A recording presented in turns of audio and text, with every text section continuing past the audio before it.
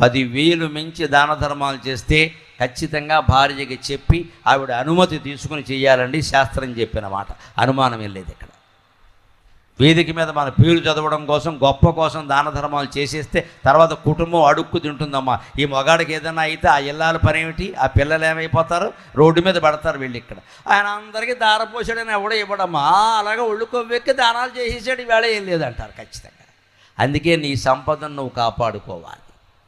పెట్టుబడులు పెట్టే ముందు, లక్షలు పెట్టుబడులు పెట్టే ముందు, కోట్లు పెట్టుబడులు పెట్టే ముందు భార్యాభర్త ఇద్దరూ ఆలోచించుకోవాలి ఖచ్చితంగా. ఇంత పెట్టి ఇల్లు కొనడం మనకు అవసరమా?